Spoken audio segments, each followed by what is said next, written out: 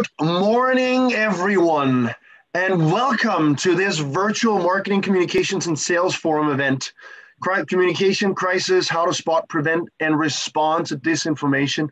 My name is Morten Bruun, as already mentioned. I'm part of the KPMG marketing team, and I'm extremely excited to be here today, and I look forward to what I know will be a lively discussion, focusing on how business leaders can protect their organization from disinformation. We hope that you will keep your videos on, because that way it almost feels as if we're in a room together, which would have been to prefer. So let's try and make it as engaging as possible. If you really want to add even more focus to it, perhaps you can put it in speaker mode, which is located at the top right-hand corner of your screen. I would also like, of course, to extend a thank you to you, Megan, and everyone at the Executives Club for continuing to educate us and make us better professionals by sharing all this knowledge. And then last but not least, I am excited about my colleague who is having a bit of a morning, but nevertheless is going to deliver full on. Andy Wilson, an executive director at public relations here at KPMG. He will be leading the conversation with Tina and with Mike and with Vikram. So Andy, before we get started, there's a few things that we want to show you as a way to interact with us throughout the event. So we encourage you to use the chat feature. That might be one of the only good things that come out of this pandemic right now, is at least there's a way to get some quick hits to powerful panelists like we have today. So feel free, spit those questions out there. That's what they're there for. There will be questions, Q&A at the end of our meeting. And if you also want, you can also kind of like use the virtual hand, but since you're also on video, you can also use the real hand. So there's just a lot of hand options in this whole setup. And I hope you take advantage of all of them. Again, thank you for joining. Thanks for spending time with us today. And especially thank you to the panelists for doing so and sharing your knowledge. Andy, I'll hand it over to you. Thank you so much. Thank you, Martin, and I hope you can hear me. As Martin referenced, a little bit of a technical difficulty here on my side. My Wi-Fi stopped working about 8 minutes ago. So I'm sorry not to be on screen and not to see all your faces, but I hope to be able to still conduct a really interesting discussion, because we've got a great panel for you this morning. Disinformation is an interesting, challenging, and relevant topic. We see it discussed in a lot of ways just about every day, especially over the last number of months, whether it be around the pandemic and the vaccine, whether it be around the election and the transition in Washington. Lots of really interesting topics that are timely. As Martin said, I'm an executive director. I lead public relations firm-wide in the U.S. at KPMG. So my teams and I help to try to build our firm's reputation through positive, proactive communications, but we also help to manage the reputation of the firm when there's an issue or something that pops up. And so from time to time, there are elements of disinformation that we have to navigate from the communication side. I think one of the things that I hope to talk about a little bit is sort of the multidisciplinary nature of having to deal with disinformation when it does pop up. So hopefully we can come back to that. I'm based in North Carolina at the moment. I don't live in Chicago, but I did live in Chicago some years ago. It's a wonderful city full of unique and varied business, corporate, and social interests. So I'm delighted to be with you again. I'm just sorry not to see you on the screen. So why don't we just have our speakers, a very distinguished panel, just say a few words of introduction. Tina, maybe we'll start with you. Maybe just tell us who you are, what you do, and maybe a suggestion on something to read, watch, or listen to in terms of a podcast here over the winter. And then I'll come back with one suggestion of my own. So Tina, maybe over to you, and you can tell us who you are and give us a suggestion of something to look at. Yeah, hi everybody. I'm Tina McCorkindale. I'm the president and CEO of the Institute for Public Relations. We're a nonprofit research foundation, and we do all our research is available for free. And disinformation is one of the areas that we do focus on, and especially with this time, helping organizations with research relating to very pertinent topics, especially right now with vaccine hesitancy, acceptance, confidence uptake, all that fun stuff. As far as reads, I write down all the books I read, so I'm trying to pull that up. Some of the recommended reads that I did over the break and now. The Warmth of Other Suns by Isabel Wilkinson. She also wrote Caste, is a really great book. And then I listened to The Best of Me by David Sedaris. So I highly recommend, if you're a David Sedaris fan, to listen to it rather than read it. And then I know you didn't ask this, but I love Freakonomics is a really great podcast. It's one of my favorites as well. And then I just binge watch British crime shows. So any of them, they're all amazing, but that's sort of my shtick. So thanks for having me today. Thanks, Tina. Vikram, why don't we go to you next?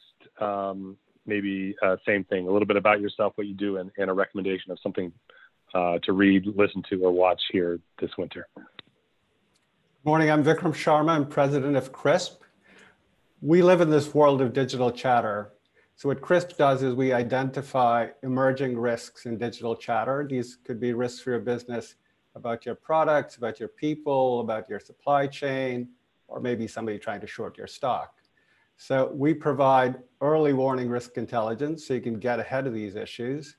And we've been very fortunate. We have a customer base where we collectively protect more than $4.5 trillion in market cap for our customers.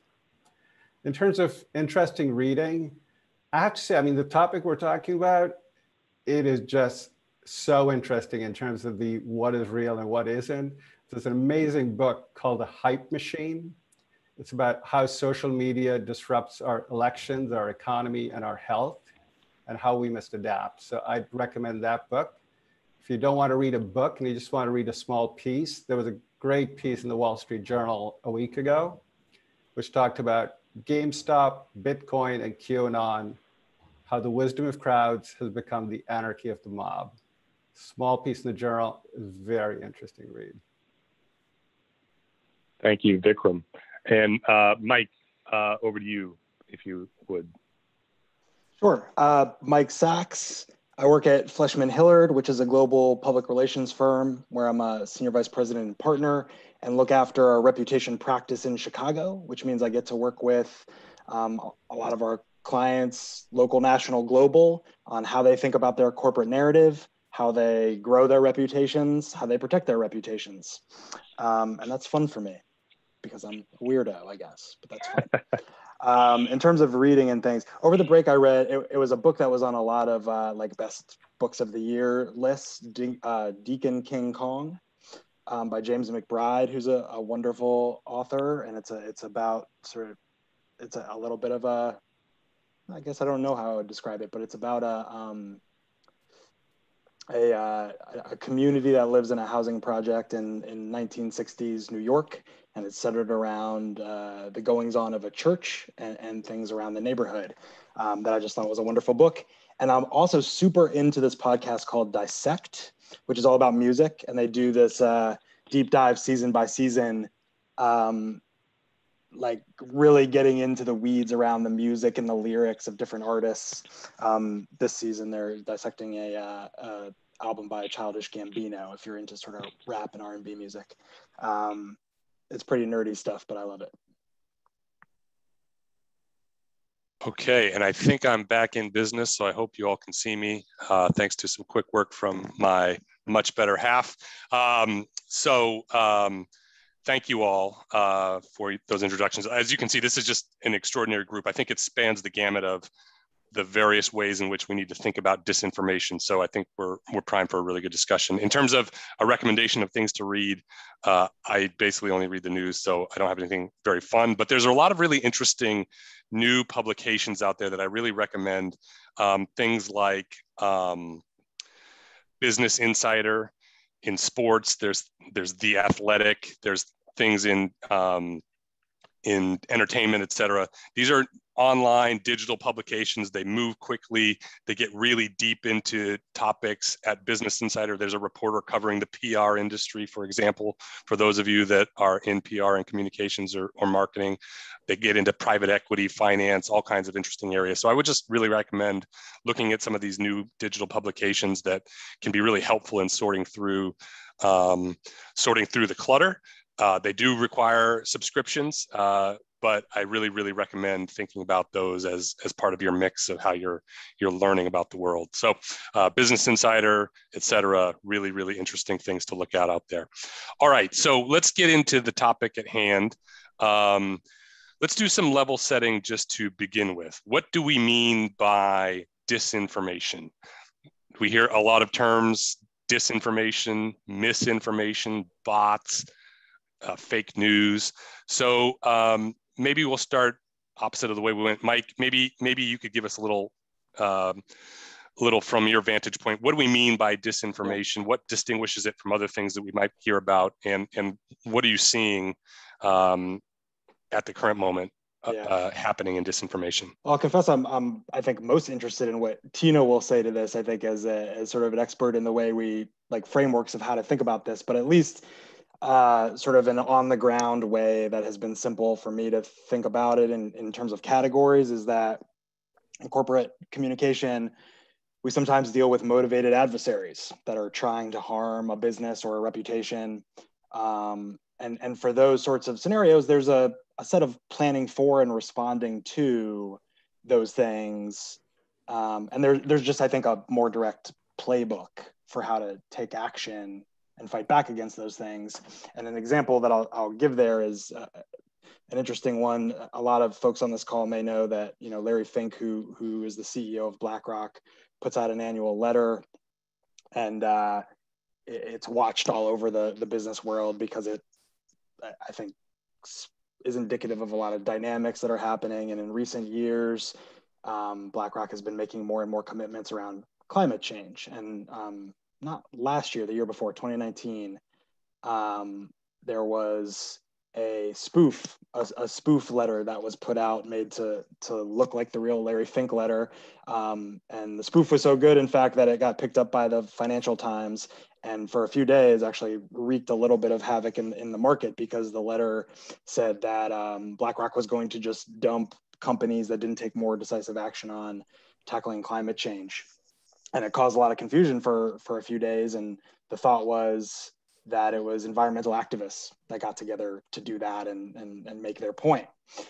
So there's a clear playbook for those sorts of things. But then, as we were talking about, right, as the panelists were gathering here, there's, I think, a hazier picture in some cases, that it's harder to capture the ideas of the misinformation or disinformation that can sometimes take root. We were talking about it in terms of vaccine skepticism, COVID vaccine skepticism. And I'm working with companies right now that are dealing with kind of this difficult cocktail, I think, of genuine confusion perhaps around the information among employees, some mistrust of that information, and certainly sort of weird conspiracy theories that come up, and that like creates a pretty difficult cocktail to contend with.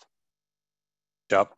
Vikram, from your perspective, sort of monitoring these things, what do you see as being the definition of disinformation or what you're seeing lately? Sure. Yeah, so, misinformation is like an unintentional mistake, right? Like when your newspaper puts a picture of Walter Payton in the paper and then its caption says, Mr. Cub. Okay, that's misinformation, right? Disinformation is stuff that's deliberately manipulated. It's about things like conspiracy theories. We see a lot of that related to the pandemic. I mean, in fact, there was so much about the pandemic that the World Health Organization literally labeled it an infodemic.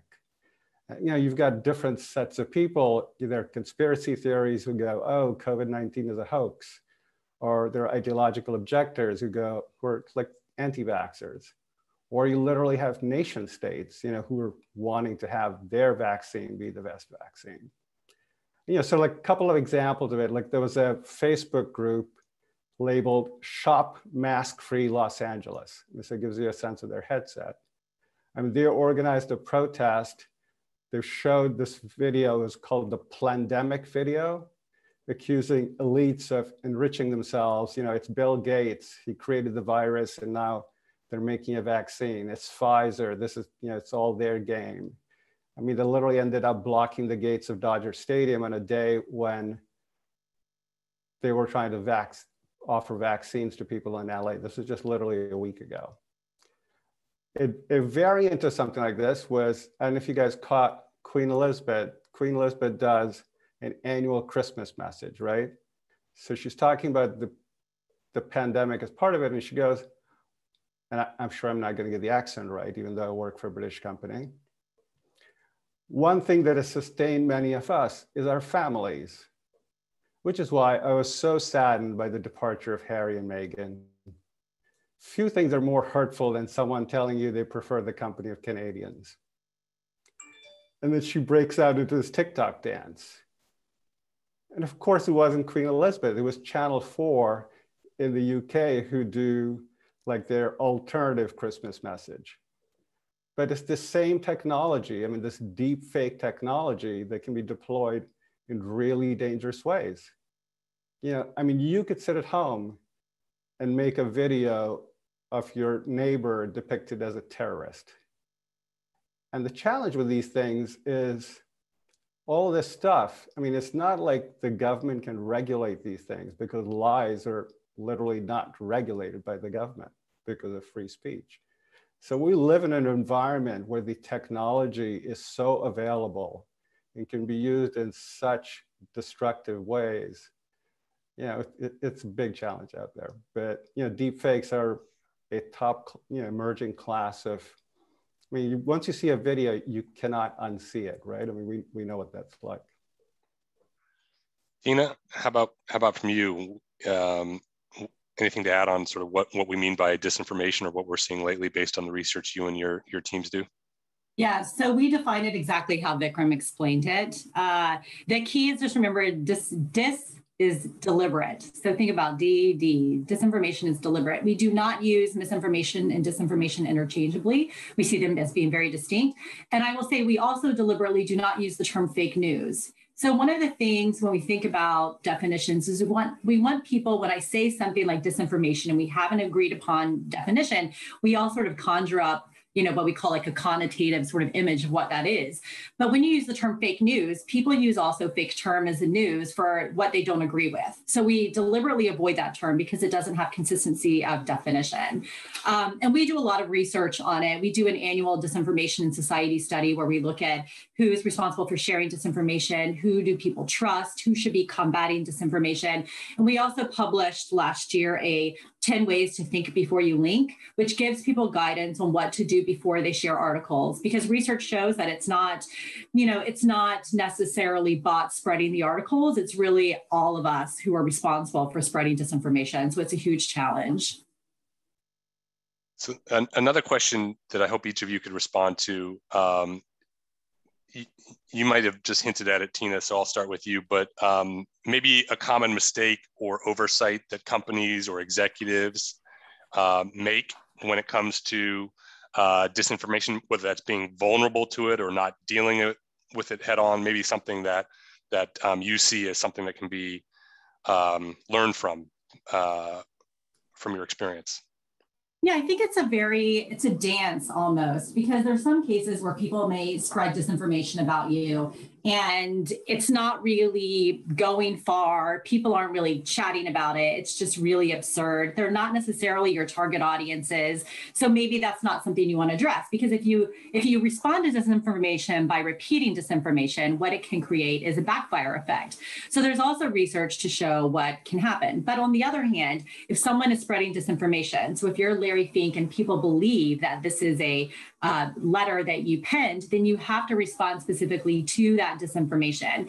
The other area that I see where companies really need to work is you have a dedicated audience that's in front of you, and that's your employees. And, you know, we do a lot of trainings for employees, but a lot of companies don't train their employees on media literacy and how to be good consumers of misinformation, because misinformation and disinformation can be spread from your employees. So I see that as not educating it within the system to get people to be good consumers of information. I see that also as a significant issue with some companies. But it definitely is a balance, especially as it spreads. And then your response, if you wait too long, people will see they'll see the initial reaction, but they won't necessarily see your response to it. Or if there's some correction, it's buried somewhere where they don't see it. So those are some of the other challenges as well, which just a plug for communication. That's why it's so important for communicators to be at the table with the CEO, working on strategy and thinking about it, and not rely on your general counsel or somebody to be sort of the steward of how to deal with disinformation. I think that's a great point. Sort of the multidisciplinary nature. I hinted at that earlier. We'll come back to that. We'll also come back to the. I want to talk about sort of the tips that you mentioned in the document that you put together, because I think there's a few kind of simple things that are helpful for us to be coaching our employees and ourselves on about what we see in social media and online. So we'll come back to that. So, Mike, how about for you, something that you see as a common mistake or vulnerability among your clients or in the landscape? It's something I see. Actually, I want to follow up with Tina a little bit, so maybe I'll take it and then pass it back to Tina quickly to see if she confirms or denies what I think. But so some of it is a little bit of, I think, just like a avoidance or a mentality of not taking it seriously enough. That something like my employees wouldn't believe this nonsense. My customers wouldn't. We have a relationship with my customers. They wouldn't believe this about us.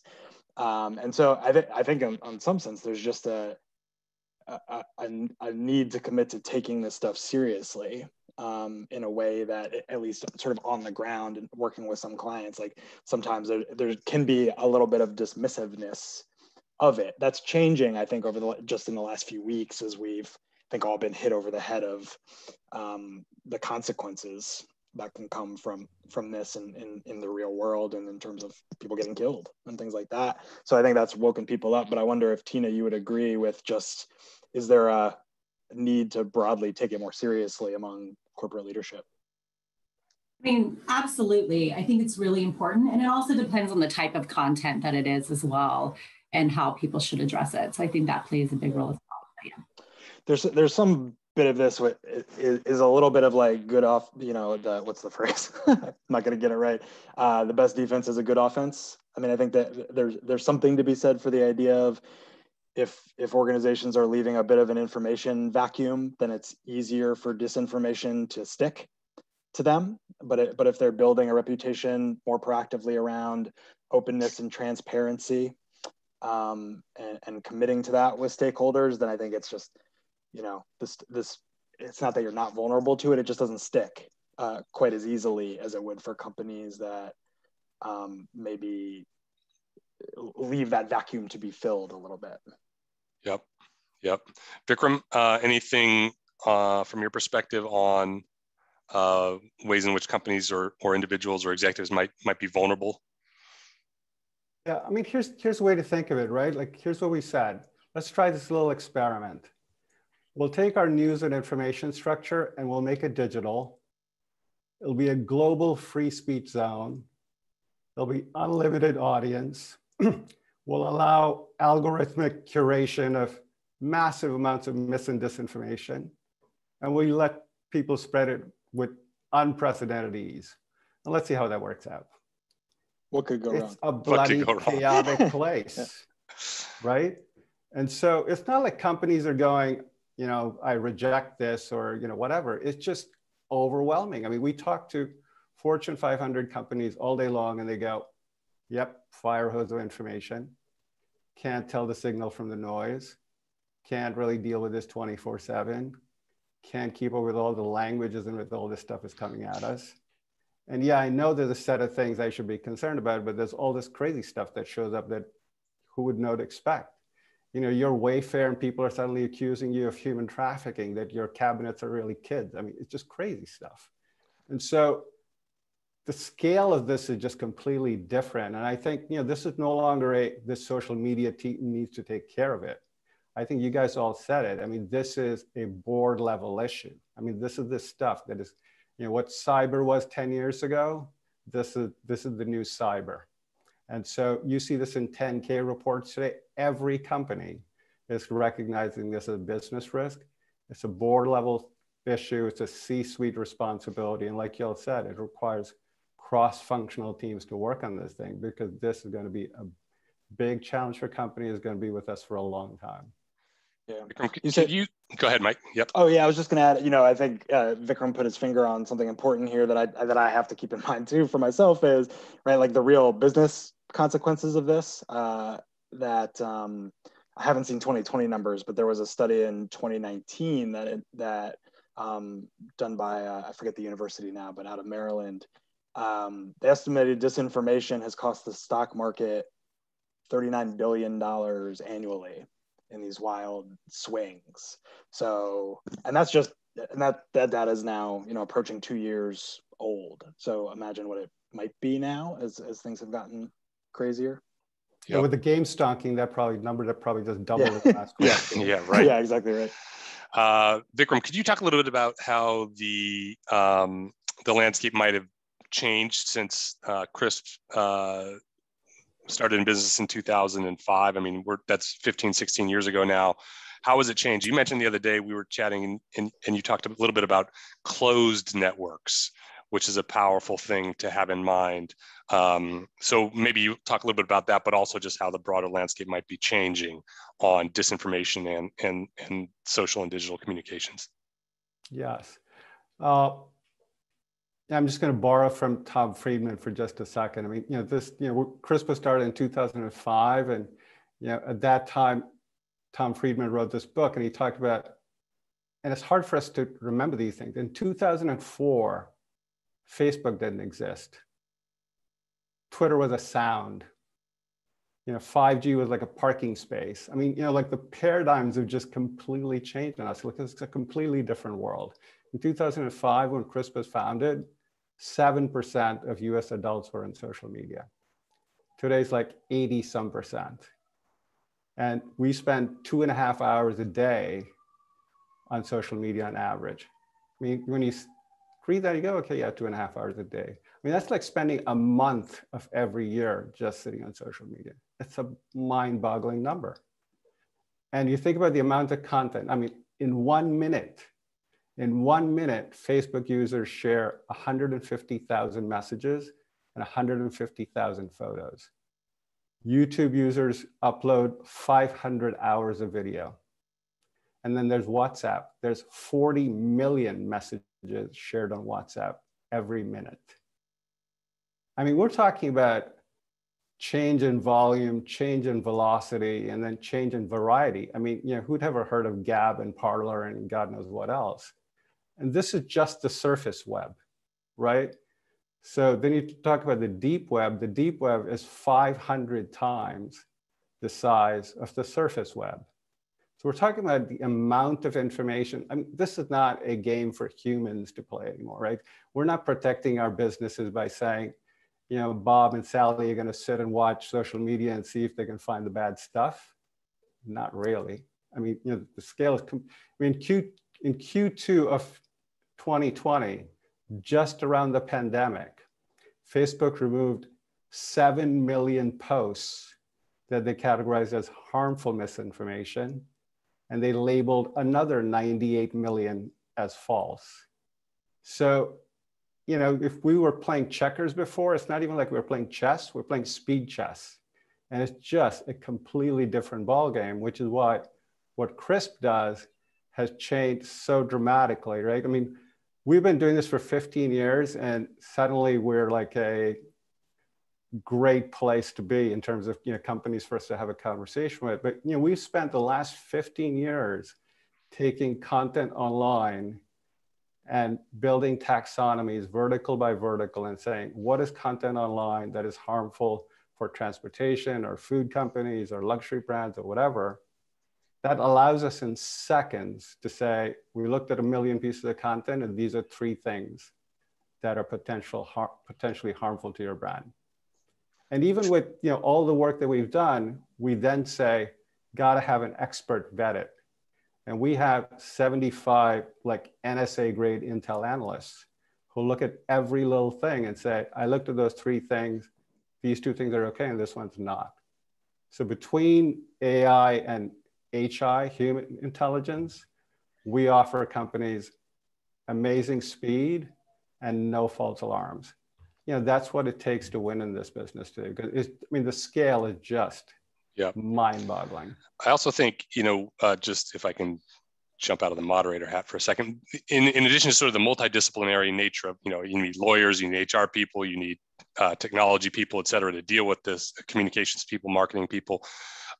Even in monitoring, I think you need a multidisciplinary function. So you have, as Vikram said, you got the AI scraping social media feeds, pulling out stuff. You got analysts looking at it, but even at KPMG, there are closed networks that are only available to people that work at certain companies, and you can't get into them unless you have a LinkedIn profile or an email address. Well, there's in some instances, there's not a technology tool that can help you there. And so we have people that look at those things. So you combine all those things and you can catch things in different ways.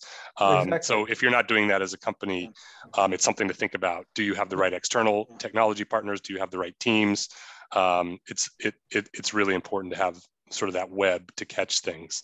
I wonder what you guys think about this, right? Like even this week in the Times, there was an article about the move to the, you know, private messaging, encrypted messaging apps, which I don't believe, you know, there's a lot of tools that you can peer into those, right? And Parler was like that too.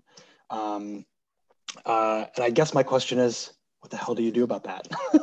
Vikram, over to you. I don't know the answer to that, or this, because there's a lot of stuff that takes root there, right? Through WhatsApp, through Signal, and then all of a sudden you sort of see it come to life, and then you backtrack and see, oh, it, you know, worked its way through these networks. That's exactly it. I mean, you know, that is the game that's being played today, that all the curation of the nasty stuff that you're going to put out there happens in closed networks. So it's happening in WhatsApp and Telegram and whatever else. And then I mean, it's, you know, like if you guys have worked in the ads business, right? Like, I mean, what happened when we went from the world of Mad Men to Math Men?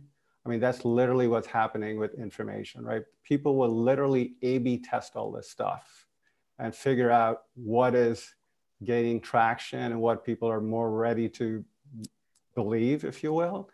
And so it gets curated in these dark systems or closed systems, and then it's pushed out into the surface web. And we've got these ridiculous amplification machines with their algorithms, and it just it's everywhere. I think go ahead. Sorry, Vikram. I was going to say, I mean, you know, so that's the service we provide for our customer, that, you know, you're going to see it when it shows up, but you want to find it before it shows up. And so we're helping them with a service where we're able to look under the covers, if you will, and give them here's a thing that's coming, and, you know, they can be better prepared for it. Tina, could you talk a little bit about, I see it's linked in the chat, so people should absolutely take a look at it, sort of the 10 ways to spot disinformation. There's a couple of things in there that are particularly useful. One that I took note of and resonated with me is around sort of the emotion that results when you see something online, and how that can be a key to spotting disinformation. So could you talk a little bit about that, and maybe one or two others, if it makes sense, about how to spot some of this stuff as an individual? Sure. So one of the sort of characteristics of disinformation, because they want you to spread it, is how does it make you feel? So if you're reading something and it makes you angry, or you're very emotional about it, then you're more likely to spread it. So disinformation is designed to get an emotional response, because if it was not, then people are more likely, they're less likely to share it. So, and there's certain topics that you typically see pop up that also make people emotional. So, you know, the Bill Gates is a pedophile, that, that goes around. He was friends with Jeffrey Epstein, all this stuff. So when you have that sort of like pedophilia, of course, people get pissed off about that. So that people are more likely to share it and be like, oh, yes. And people are trying to control our minds. This is all about the government and control. And that's also another sort of disinformation line, but it makes sense because if you think about people's moral, their communities, how they think about morality, if you have somebody who's alt-right, right, they want less government, they want less government involvement. So that's why when there's things about government trying to control you, government trying to interfere with your lives, the disinformation is there to generate an emotional response. And then there are also certain topics that are trying to generate division and sow division. And so this isn't from me, I didn't make this, but First Draft is a great nonprofit group and they're focused on disinformation. But she outlined, here are topics that are common during like the midterm elections. And that was, undermining the integrity of the election system, which we of course saw a lot of disinformation surrounding that. Attempts to sow hate and division based on misogyny, racism, anti-Semitism, Islamophobia, homosexuality, attempts to demonize immigrants, and conspiracies about global networks of power. So those sort of topics were more likely to be related to disinformation. And you could think about even vaccine hesitancy, which some people say you shouldn't even use the term hesitancy, but the research term is hesitancy because it's on a continuum and people are on various lines. But you also see a lot of disinformation surrounding that. And, what gets sort of people charged to want to talk about it. So yes, and that's our top 10. And there's also things about checking the author of the source. But then the last is like, how do you know enough about this topic to share it?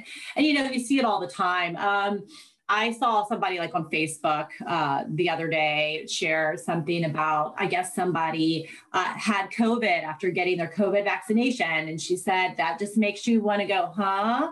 And then she shared it and all these people are like, oh my gosh. And then people are commenting and you're just thinking, all this is doing is spreading disinformation. And so we sort of give a check on how people verify disinformation. And it sounds, wow, this is really intense. You have this sort of checklist before you share disinformation. Before you share information, not disinformation, but you go through this checklist. But I think that we all, and even in our annual disinformation survey, we all have obligation to check what we share before we share it. And it doesn't mean that every time disinformation is shared, that the person who's sharing it has malintent. So the people who are producing it may have malicious intent, but that doesn't mean that people who are sharing it have that same intent. So it's like Vikram talked about, you have this crazy unsupervised web of information. The internet companies aren't responsible. The social networks aren't responsible versus based on Section 230 of the Communications Decency Act. So then it really falls to us as individuals to know, to analyze the information before we share it. And it's people, if I put this on my Facebook and I said, you people, this is what you should do before they share it. I know there's people who would say that's just ridiculous. That's just a lot of work. But I think that's sort of the mindset that we have to have, that it should be work before we share information with others that we're sort of suspect about. Absolutely. You raised an interesting point that, Mike, I'm interested in your point of view on. And Mike, you've been involved in, this sounds years ago and almost sounds quaint, but the Occupy Wall Street movement, remember that years ago? And you've been involved in very quaint. Yeah. Compared to, Capitol being raided and all that, we won't get into it. But in any event, that instance, you've been involved in food recalls.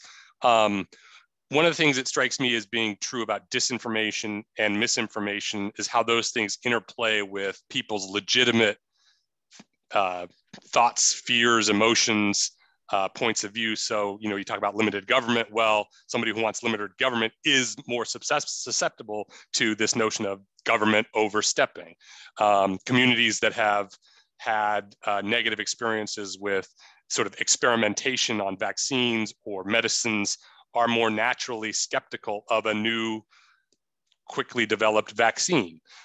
People that are distrustful of financial institutions are more susceptible to the notion that a financial institution would have rigged the system leading up to 2008 and thereafter.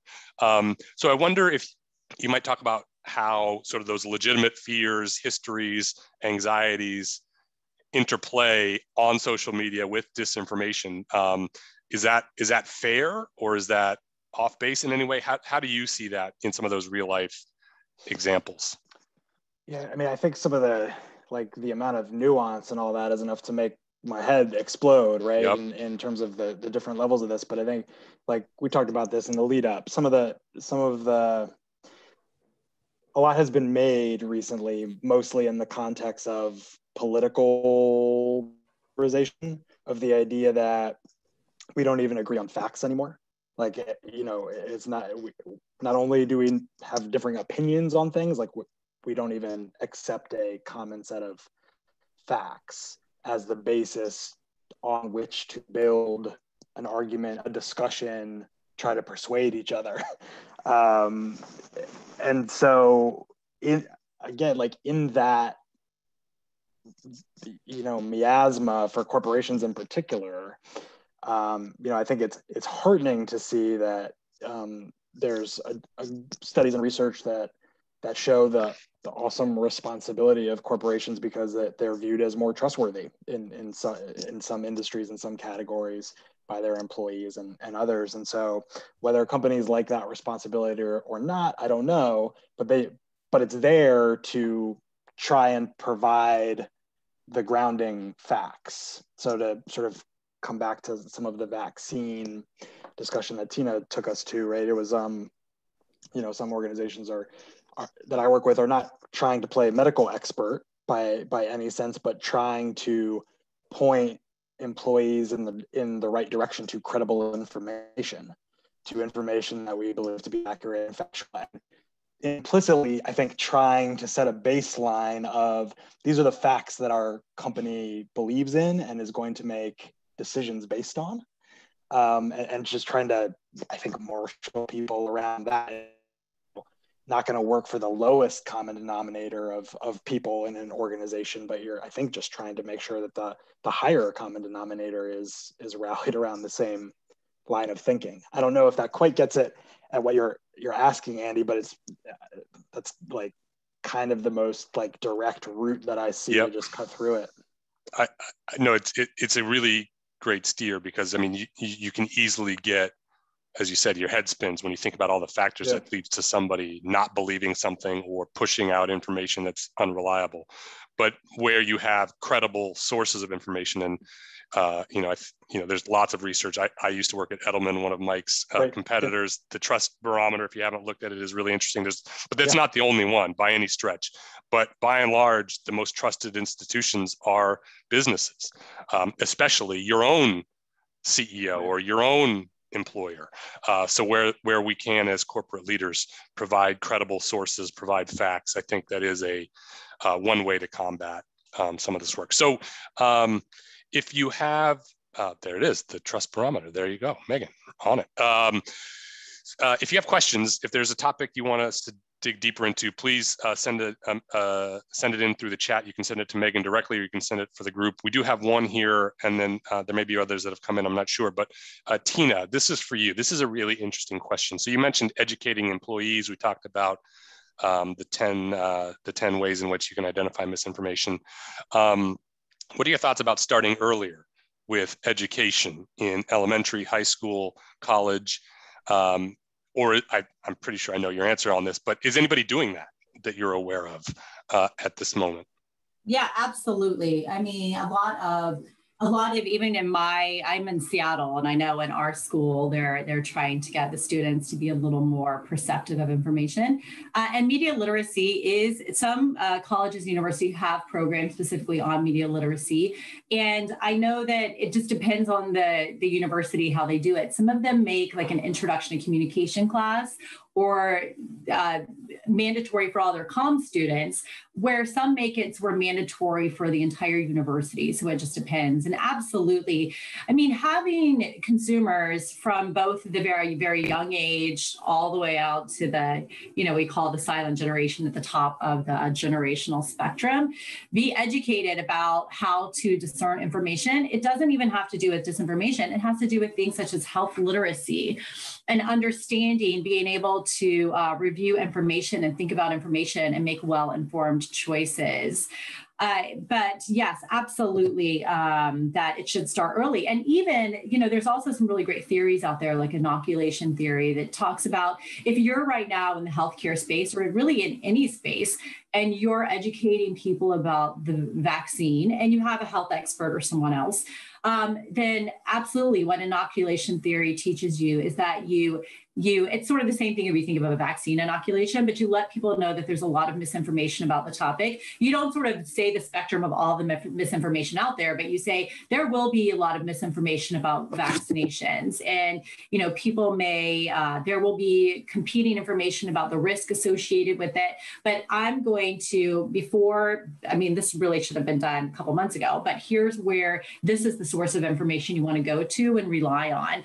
The challenge with that sometimes is that, even if you go to the CDC site, if that is what you think is the most credible source, some of their site isn't as great as it should be for finding information. And then, as Mike talked about, you have big trust issues as well with the type of information that you're given and historical trust. So if what we've seen is that African Americans are less likely to get vaccinated, and the historical injustice in the healthcare system for, Black people is very significant. So you can't treat like disinformation sent with what we call, it's clearly an information deficit. So we're just going to give people more information. That's not how you combat it either.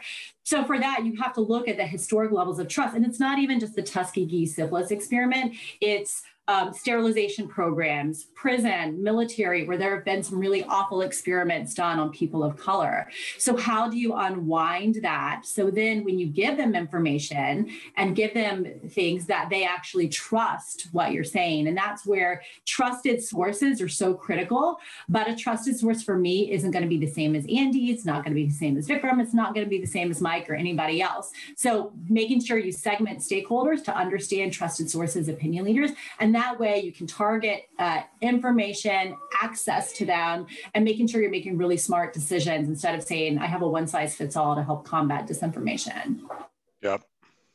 I think it's just really smart. So thank you for that. that Point about segmentation, Tina, right? Like the idea is that, to state a little bit of the obvious, there's not a one size fits all approach to combating this. People in their perceptions come at it from different angles. And so from an organizational perspective, the communications should try and feel more individualistic and empathetic and appeal to those things that are driving people's mindsets. And, increasingly like listening is a big part of that, right? And trying to get to the root of understanding. And almost all the clients I work with are usually learn something surprising and insightful from just taking a moment to try and, get underneath what different parts of their employee population are saying and thinking.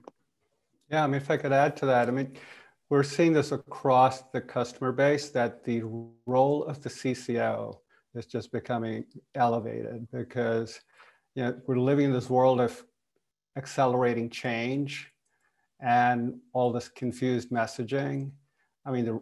It's so important today to be able to have employees understand what's going on, what the company is thinking, and then what messaging we're pushing out to customers. Because no matter what you say, it's like 30% of the planet is just going to reject that. And so it's a challenging environment. And so it's very, very important for messaging to be, shared quickly, clearly, consistently, and the CCO is becoming a core part of that conversation, working with the entire C-suite, but that role is getting elevated much more than anything else. Yeah, that role of being the direct connection to the outside world, whether that's marketing or communications, I think, or government affairs in some instances, but being that direct line, I think, we can hear things and then we can also communicate things. There's a question that we sort of got into it as it was sitting there in front of me here, but when disinformation hits the surface, what advice does the panel have on an approach of when to engage?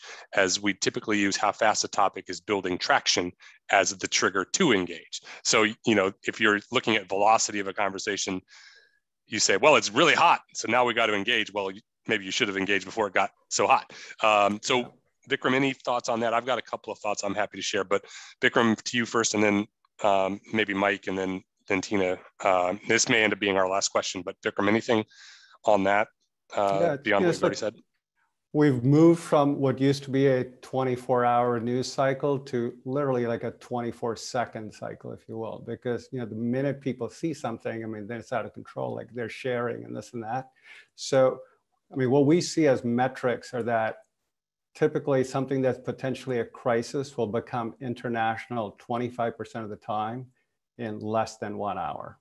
So speed is of the essence. It can't just be speed. You can't just wake up and say whatever the heck you want to. So you have to have speed with information. You got to have the facts, but you got to act really quickly. It has to be an authentic response, which is why having early warning, having intelligence, having your ear to the ground, being ahead of the curve is incredibly important for businesses today. Mike, any thoughts on sort of when to engage? You talked a little bit about maybe a bias towards action and taking it more seriously than we have in the corporate world, but anything else that you would offer? Yeah, I think some of it for me goes back to, I guess, what I define as pretty classical sorts of issues management planning. I think a lot of organizations are taking more seriously the idea of just ongoing insurance type planning and risk assessment. And certainly disinformation is playing more into that, but like just being able to stack rank, I think the things organizations care about and the kinds of either disinformation or anything that speaks to systemic issues for the company or issues that are particularly strategic for them, you want to be more biased towards action, move faster, don't underestimate how small things can become big things. But I think as others have made the point, is like there's a million of these things every day. You can't react or respond to all of them, and so you just have to do some of that work to say what are the priority issues that if we were a victim of misinformation or disinformation or attacked on, we want to be prepared for. You just have to prioritize that. It's sort of unsatisfying answer, I think, in its way, because I just don't think there's a like checklist of triggers to know when, right? Like it can be a judgment call, but hopefully like good judgment based on work, identifying risks, cross-functional discussion, and really understanding vulnerabilities. Yeah, for better or for worse, we now know that something once it's on the internet lives forever. So if you're not out in front and you aren't getting your message out there, you're just losing already. Tina, anything quick to add? We need to wrap it up here in a minute, but anything quick on when to engage? I think that's where the monitoring is really important, that you know what's going on and you already have a pre-established system of what you're going to do, so you're not scrambling on the back end. But there's things that you shouldn't engage on, right? That you're just adding to it. But for some of the big ones, you have to. But if you're a trusted information source and people know consistently where to get information, you will have to sort of put it out. And the other thing that's really important is you have to monitor your competitors' conversations. Because if you're, for example, in the cruise industry and there's a rumor, say you work at Royal Caribbean and there's a rumor about Carnival, that impacts you as well. So how you deal with it, sometimes it's good to keep it internal, sometimes you have to address it externally. But if you spend all the time addressing every little piece of disinformation out there, you're just sort of like spinning your wheels and sometimes just but you absolutely have to be aware of what's happening and then make sure you have a plan of attack, because when you do respond, that you respond, because also a non-response sort of reifies that it's true. So that's the other sort of thing. But it is really, that's the CCO and having a good judgment about when to engage and when to just say, this is just temporary. It's going to go away very fast. No one cares. So just two last words on that for me, just for whatever it's worth. The process piece, having, your priorities, but also having internally the relationships with your legal team, HR, et cetera, like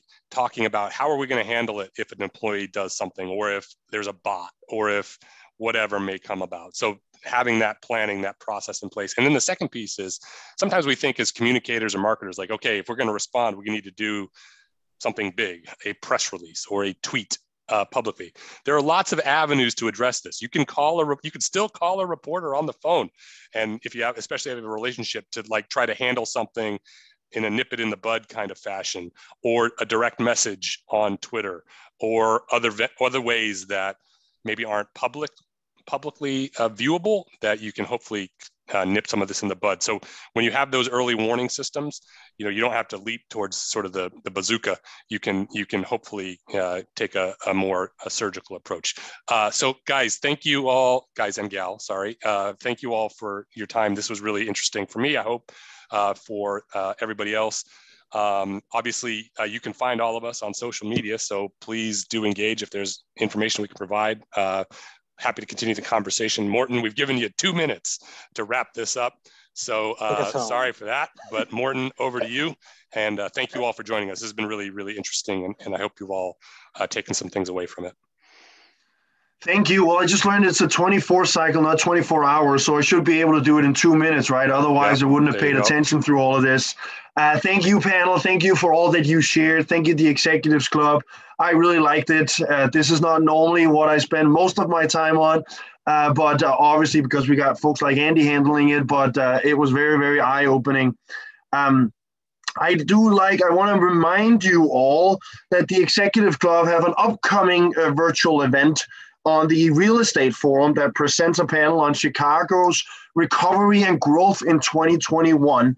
And that's something that you can sign up for online at the Executives Club. And then with that, I just want to wish you all the rest of, have a wonderful rest of your day and make the most out of the weekend, regardless of the current situation in the state. I hope to get to meet you all in person one day. Cheers. Thanks, everyone.